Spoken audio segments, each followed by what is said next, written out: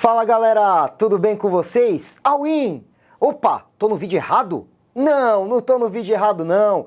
Por quê? Porque hoje eu vou falar de duas coisas que eu tenho paixão. Uma é o poker e a outra é a bolsa. Então, o tema de hoje é analogia entre o poker e a bolsa, o que os dois têm em comum. E olha, tem muita coisa, tá totalmente associado. Mas antes, já se inscreve no canal, clica no sininho para receber notificações. Bora trabalhar a vinheta do rock!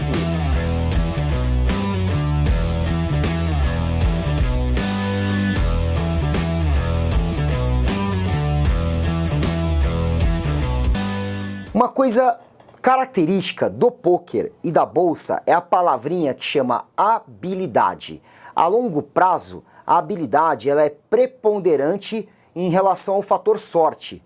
Para um bom jogador, a longo prazo, se ele joga muitas vezes, ele tende a sobressair perante os jogadores mais fracos. Agora, se ele jogar eventual, esporadicamente, ele pode estar iluminado, com muita sorte, vem as cartas para ele, e ele vai ganhar até mesmo de um campeão do pôquer. Agora, a longo prazo, quem joga muito tende a chegar nas mesas finais, que a gente fala, né? A mesa final é composta por 9 jogadores, então você entra num torneio, por exemplo, aqui em São Paulo, tem 70 jogadores, 100 jogadores, tem casas que passam até de 150 jogadores. Então você tem que armar toda uma estratégia para chegar na mesa final entre os 9 que estão no dinheiro, né? Até o nono ganha dinheiro. Então é muito difícil. Então a habilidade no poker é considerado um jogo da mente. As pessoas que não jogam acham que isso aí é um jogo de sorte, vai perder a casa, o carro, e não é nada disso. É um jogo de psicologia humana, assim como na bolsa. Então a primeira coisa é que para você sair bem na bolsa, você tem que ter estratégia, metodologia. E no poker é a mesma coisa. Você joga quando tem mãos seletivas, mãos melhores, você joga quando está em posição de mesa, você é o último a falar, você está em vantagem, você observa o stack, né, a quantidade de fichas de cada oponente e arma uma estratégia diferente com cada jogador. Então a habilidade no poker, ela é como no xadrez, um jogo mental. Agora as pessoas acham que por ser um jogo de baralho, um jogo de cartas, vai só pro lado do cassino. Nem na bolsa, nem no poker vai pro lado do cassino.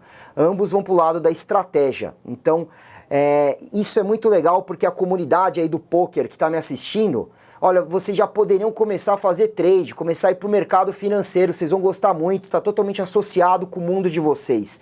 E a comunidade dos traders começa a pensar em jogar poker, que também você vai aprimorar as suas habilidades na bolsa de valores. Bom, já falei da habilidade, falei que ambos têm que ter estratégia, e agora eu vou falar uma coisa que é muito forte nos dois, chama controle de risco. No poker, a gente chama isso de bankroll. O que é o bankroll? Como você gerencia o seu dinheiro. Então, por exemplo, se você tem $100 para jogar online, você não pode ir lá no Poker Stars e entrar num torneio que custa $50, porque se você quebrar 2 torneios, acabou o seu dinheiro. Então você vai entrar num torneio que custa $1, $2. Pô, se custa $1 e você tem $100 e você perde 100 vezes consecutivas numa mesinha de 10 jogadores que até o terceiro ganha dinheiro, em 100 vezes você não consegue ser o primeiro, o segundo ou terceiro lugar, é que você é ruim mesmo, para de jogar poker. Seria que nem na bolsa, você fazer 100 day trades no dólar e errar os 100. Aí você também não é para ser trader, não é possível. Quando você compra na bolsa, você tem 50% de chance de acertar ou de errar. Se na 100 primeira você errar 100, alguma coisa está errada. Não vai ser nem bom jogador e também não vai ser bom trader. Outra coisa que os dois têm muito em comum, olha a palavra que eu vou falar agora. Maximizar lucros, minimizar prejuízos. Como assim? Pensa no poker. Você pega a melhor mão do poker, que é um par de ás. Top. O que você tem que fazer? Armar uma estratégia para puxar um máximo de ficha dos oponentes, dos seus adversários.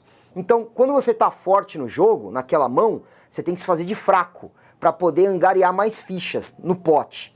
Agora, você pega um 2 e um 7, que é a pior mão do poker.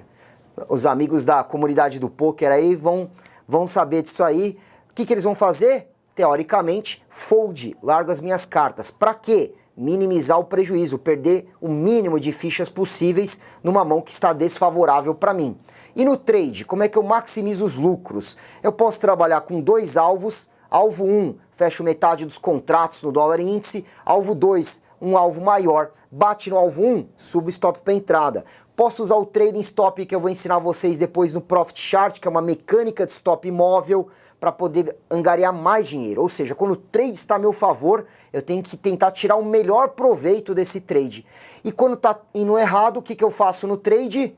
Stop loss, minimizo o prejuízo. Então ambos vão nessa ideia de maximizar o lucro quando as cartas estão a favor no poker ou o trade está a seu favor na bolsa e minimizar o prejuízo quando as cartas estão muito ruins no poker e na bolsa quando está indo ao contrário o movimento, você minimiza com o stop loss. Outra coisa que vocês têm que saber, probabilidade de acerto. Quando eu vou jogar uma mão de poker, eu faço um cálculo estatístico e falo, nossa, chama imply odds, tá? Quanto eu tenho de chance de ganhar? Vamos supor que é 40%. Tá bom, mas e o pote? Eu faço uma conta do quanto eu tenho de chance de ganhar em relação à quantidade de fichas que estão no pote. Porque às vezes eu tenho que colocar muitas fichas para continuar vendo as cartas. E a minha probabilidade de acerto é pequenininha, então eu largo. E às vezes o pote está gigantesco, eu tenho 10% de chance de ganhar, e eu só preciso colocar uma fichinha. Mesmo com 10% de chance, eu vou colocar aquela fichinha para tentar angariar um pote grande. Então, o quanto eu tenho de chance a ganhar, mas em relação a quantas fichas eu vou puxar. Então a gente faz uma conta de odds, uma conta estatística de chance de ganho, versus o quantas fichas estão envolvidas no pote. Tá bom, e na bolsa, como seria essa conta? É a famosa expectativa matemática que eu já te ensinei num vídeo anterior. Volta lá o vídeo para você aprender o índice de acerto e a expectativa matemática, que nada mais é que a média por operação. Quando ganha, ganha quanto no trade? Quando perde, perde quanto? Qual a média de lucro? Qual a média de prejuízo? Logo, com a sua média por operação tá positivada? Então, com acerto às vezes abaixo de 50%, você está no dinheiro. É igualzinho o poker, você não precisa entrar toda a mão. Você não tem que puxar toda a mão. Você fica meia hora sem jogar um torneio. Aí você joga uma mão, puxa um monte de ficha. Fica mais meia hora sem jogar. Joga uma mão, puxa um monte de ficha e vai chegar na mesa final dessa forma com essa estratégia. Então, maximizando o quê? Os potes, então você não está participando toda hora. E aí já aproveitando esse assunto, na bolsa eu sempre falo pessoal do day trade, não ser o Rambo. O Rambo fica metralhando, atirando toda hora.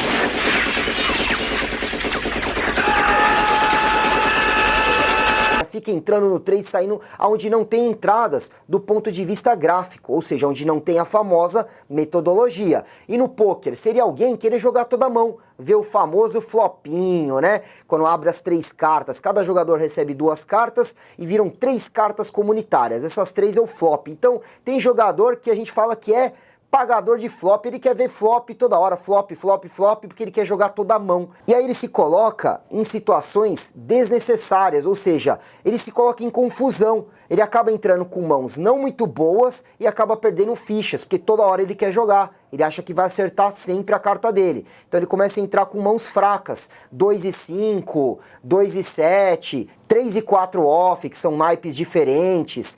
E aí, pelo fato dele querer jogar toda a mão, ele acaba perdendo muitas fichas que ele poderia ter evitado. Outra coisa, saber o momento de parar. No trade, você toma um stop loss, toma o segundo, terceiro, o quarto e você fala, bateu minha meta de prejuízo, parei. E no poker, seria um jogador de cash game, onde as fichas valem dinheiro no cash, ele entra com 500 reais, faz o famoso all-in, que aposto tudo, perde os 500 reais em 5 minutos, levanta a mão e fala, rebuy. O que é rebuy? É uma recompra, mais 500 reais. Ele pega os 500 reais, all-in, perde tudo de novo. Rebuy, mais 500. Rebuy, mais 500. Rebuy, mais 500. Vai perder 10, 20 mil numa noite, numa brincadeira que era para perder 500. Então ele não tem limite. O psicológico dele tá totalmente abalado. A gente fala, ele começa a perder e na ânsia de querer recuperar, ele começa a fazer uma sucessão de erros. Ele se põe em tilt no poker, tá? Mentalmente ele tá abalado. Se você operar com problemas também na bolsa, vai dar ruim. Você não pode estar com um problema emocional, brigou com a mulher ou qualquer outro problema fora. Você tem que estar focado e concentrado. Então na bolsa, no trade, você estabelece limites de perda no dia. E no poker, se você é um jogador de cash, muito cuidado. Coloca um valor que você pode perder no dia. Parou, vai para sua casa. Eu gosto de jogar torneio, né? Porque torneio você arma uma estratégia, como eu falei, para chegar na mesa final. Então tem uma técnica mais apurada do que o jogador de cash que fica esperando um parzinho de ás para tentar puxar dinheiro naquela mão, aí ele puxa e quer levantar e ir embora. Claro que tem casas aí que a pessoa tem que ficar 1 hora jogando, não pode puxar a primeira e já sair da mesa no cash game, mas ele tem que desenvolver outras habilidades. Por exemplo, fatores emocionais. No poker isso chama tells. O que é tells? Manias. Você começa a ver que aquele oponente, quando ele coça a barba, ele tá blefando, porque você já observou o comportamento dele. O outro balança a mão. O outro, na hora de jogar as fichas, joga com muita força. Então você começa a observar as manias das pessoas na mesa. E o que elas estão fazendo. Quando elas jogam com carta, quando faz aquele sinal, aquele tell, ou quando ela está jogando com blefe, sem carta, quando ela deixa aquele tell. Então no poker, a expressão é séria. Você nunca tá sorrisão porque pegou o par de ás, ou muito deprimido, triste porque pegou 2 e 7. Você tá sempre com a mesma cara. Poker face, sempre com a mesma expressão, para não dar o tell para o seu adversário.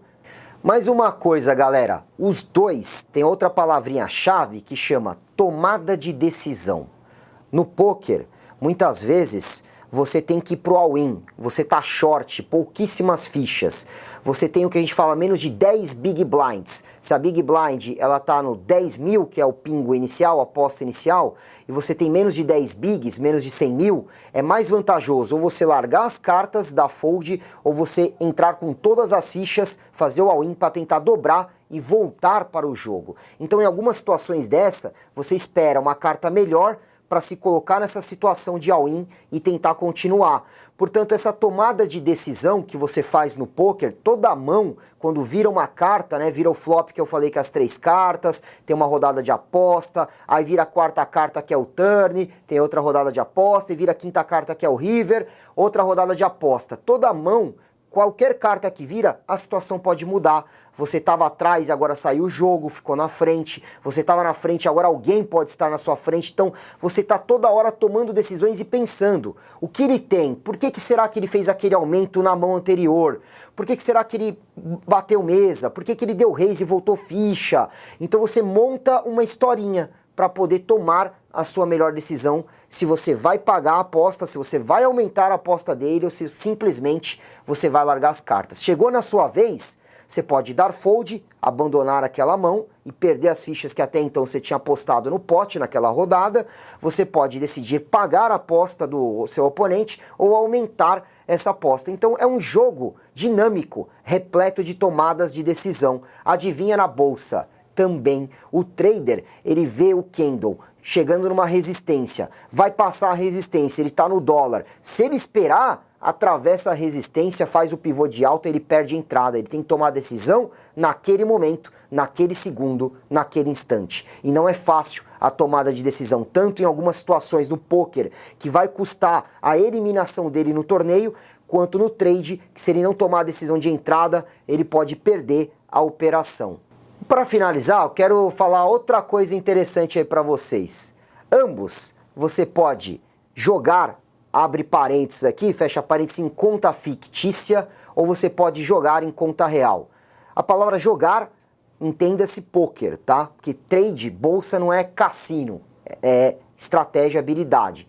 Poker também é estratégia e habilidade, mas quando eu falo jogar, jogar cartas, jogar poker. Então, você pode jogar um poker em conta fictícia, não está ganhando nem perdendo nada, é dinheiro fictício, como no trade você pode entrar numa conta simulador, numa plataforma profissional, por exemplo, eu opero no Profit Chart Pro, entro numa conta demo e é dinheiro fictício, da mesma forma.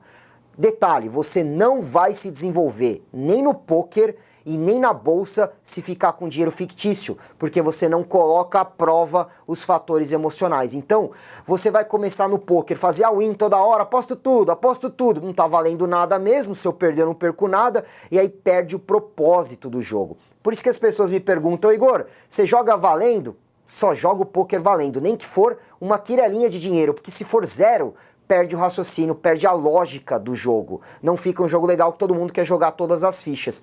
E no trade, se você começar a entrar em conta demo, também não vai ser legal, porque o que você faz em conta demo, você não faria com o seu dinheiro na conta real. Então não testa a alegria, a tristeza, o medo, a ambição, a ganância, todos esses fatores emocionais do ser humano só vão ser testados com dinheiro real. A partir de agora eu vou explicar para vocês por que esses troféus aqui estão aqui. Então esse aqui eu cravei no poker, a gente fala essa palavra, cravei, né? Fui o campeão, cravei um torneio na casa de Santo André, tinha mais ou menos uns 40 jogadores, tive que eliminar o meu amigo, um abraço aí, Paris, meu amigo palmeirense, que é o rei do River, ele paga pra acertar na última carta, que é o River, e acerta, viu? O que ele deixa de jogador tiltado é brincadeira. Então tá aqui, ó, cravei essa aqui em Santo André, Premium Poker Club. Não é nem pelo dinheiro, galera, é pelo desafio, é por ganhar o troféu. Agora, esses dois menores são home games que eu jogo na minha casa uma vez por mês, tem um churrascão com meus amigos, e eu cravei 2 torneios esse ano. Então eu já quero dar um abraço pro meu amigo professor, o apelido dele é professor, mas a gente fala professor. Por quê? Porque toda mão ele quer dar coaching, ele quer dar aula de pôquer pra gente. Aí as 2 finais eu ganhei. Ele tá liderando o ranking, ele é o primeiro, parabéns aí Henrique, professor, mas as 2 vezes eu ganhei. Se eu ganhar outra final de você, eu vou pedir música no Fantástico, que aí é a tríplice coroa. Então eu tô em segundo lugar, tô indo bem no ranking esse ano. Pessoal, é muito legal esse home game, é uma socialização com amigos, é um jeito de uma vez por mês, lá na minha casa, a gente fazer esse churrascão e se divertir jogando o jogo da mente e que me ajuda bastante nas tomadas de decisão no trade também. Espero que vocês tenham gostado dessa analogia que eu fiz. Pouca gente fala sobre isso, né? Sobre o poker e a bolsa, e tem tudo a ver. Os dois são habilidades, os dois são estratégias, os dois são mentais, fatores psicológicos. Lembra que o poker não é jogo de cartas, é um jogo de psicologia humana, de estudo de adversário. Assim como a bolsa, os fatores emocionais sempre vão estar envolvidos nas suas operações.